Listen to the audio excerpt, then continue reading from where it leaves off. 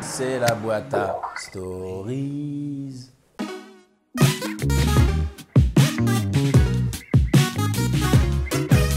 Parti? Allez. Alors, qu'est-ce qu'on a? Oh la vache, c'est moi ça. C'est toi ça. Mais comment t'as retrouvé ça, mec? Ça, c'est la première pièce de théâtre que j'ai jouée avec Stéphane Soussan. C'était Le Monde plat de Pinter. C'était une pièce que j'ai jouée, je crois, en 2e année au cours Florent. Et c'était génial, j'en garde un souvenir de fou. Mais alors, comment t'as fait pour retrouver ça? Cours Florent. Hein. Ouais.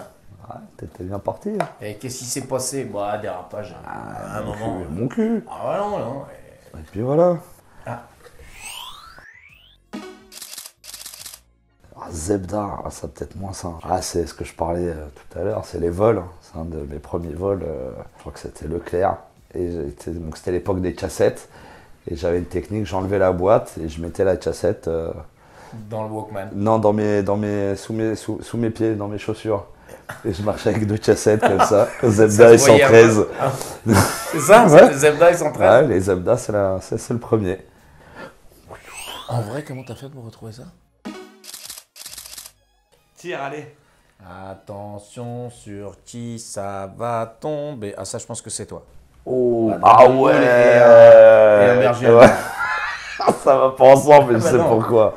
Oh, quelle enfance, putain. Parce que quand j'étais petit, donc j'étais à fond dans Dragon Ball Z et je devais aller promener mon chien. Et j'avais un endroit, genre un peu caché, où j'attachais mon chien au poteau et j'essayais de me transformer en super guerrier. Mais genre pendant longtemps. Mais ça, il y a des gens qui le savent. Enfin, maintenant, oui. Bah ouais. C'est un peu malaisant. Bah, Hein. Non, mais je me dis, franchement, j'avais des problèmes très tôt. Faut que tu swipes. J'aime bien cette promiscuité de nos mains. Ah bon? Ah bah ça peut être nous deux. Hein. Mon père m'a... En fait, c'est bizarre l'accès à la culture. Moi, mon père avait plein de 33 tours, les Pink Floyd, les Beatles et Coluche. Et c'est comme ça que j'ai découvert l'humour, en fait, en le mettant pas fort en plus, parce que on n'avait pas trop le droit de faire du bruit à la maison. Donc j'écoutais tout au casque. Et j'apprenais par cœur tous les sketchs de Coluche, quoi. Et dans ces cas-là, on dit ouais, bah merci, c'était cool. Parce que c'est bizarre comme aujourd'hui, tout le monde dira Coluche, ce génie. À l'époque, il y avait la moitié de la France qui le détestait, ce mec. Bah, moi, mon père, qui est de la génération né en 1935 et tout, quand il m'a parlé de Coluche, il me disait qu'il aimait pas parce qu'il était vulgaire et tout ça. Mais c'est ce qui fait que mon père me parle de quelqu'un. C'était la première fois qu'il me parlait de quelqu'un en négatif. Et du coup, c'est ce qui fait que je suis allé voir ce qu'il faisait. Et j'ai dit, oh, il va pas aimer ce que je fais moi non plus. J'aime bien. Ouais, je pense. PSG, oh toi, ça doit être... Moi, je suis PSG, mais toi, t'es plus PSG que moi, ça. Ça doit pas être toi, ça. Je sais pas. Alors après... Cette année, c'est quand même calibré pour que ça peut y aller, quand même. À force, moi, le foot, c'est des émotions. Et à force de tout gagner d'un point de vue national, moi, je commence à un tout petit peu... perdre en sensation, quoi. Donc on est excité 2 fois quand on fait le mercato au mois d'août et puis après quand février arrive et qu'on va jouer les 8e de finale de la Ligue des Champions.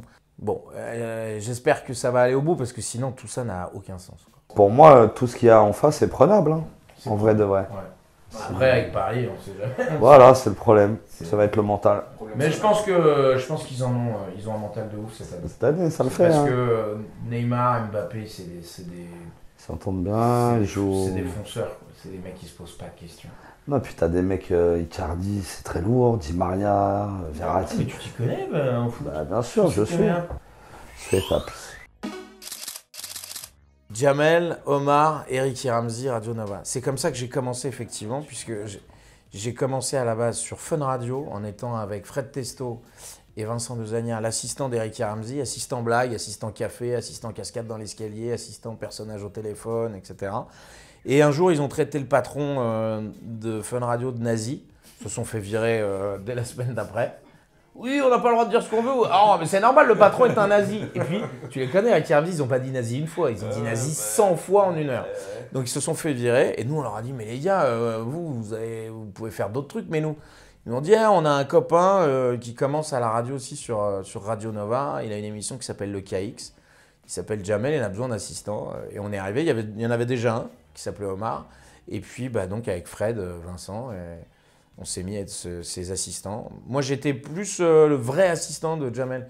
Je lui écrivais, je lisais les bouquins, je lui écrivais des fiches, je lui préparais les interviews, il lisait jamais, il n'avait pas besoin. Alors que les autres étaient quand même restés assistants, personnages, coup de téléphone, fausse cascade et accent. Voilà. Le chase. Un serpent. Non, ça doit être toi ça. Ah, c'est un peu la phobie, c'est ça la phobie. Ouais, je crois que c'est le seul animal qui me fait peur. Tout le reste, j'ai l'impression que c'est gérable. C'est bizarre de dire ça. Mais animal au sang-froid comme ça me... Je prends confiance. C'est que j'en ai mangé moi. Ah bon? Ouais. C'est bon? Mélange de poulet et de poisson, beaucoup de cartilage, c'est vraiment pas ouf. Ouais. Pas bon délire. Pas bon délire. Non, puis parce qu'en fait qu'il soit. T'aimes bien du J-Snake en revanche. J'aime bien le J-Snake, c'est vrai. Ouais. Mais tu vois, qu'il soit petit ou gros, il est dangereux. Ah ben il est mestien, il est sournois. Tu vois, les les petits, ils ont du venin de ouf, et les gros, ils peuvent t'étrangler. Victor. Oui, mais j'ai l'angoisse du voisin qui veut se débarrasser de son. Bah ouais. Imagine. Bah imagine ton j'ai voisin. rendez-vous et je vois un boa dans l'escalier. Qu'est-ce que je fais? Je sais pas comment réagir. Bah, je sais pas comment réagir. Moche, hein. Ça c'est pour moi, ça c'est. Et tu sais que je l'ai vu il y a pas longtemps, mais je t'ai envoyé un message d'ailleurs. Ouais, tu m'as dit. C'est le film d'Alban et d'Ahmed. Inséparable. Inséparable. Et avec ma fille, on a trop Ah kiffé. oui, mais ça, tu m'en... Ça c'est tous les films. Hein. Oui, Ça, oui. c'est pas inséparable. Non, mais si, mais bon, tu vas voir mon niveau de professionnalisme. Ah ouais, non, mais je vois de quoi il doit parler. J'étais en tournée à Gentilly ou à Chantilly, je sais plus.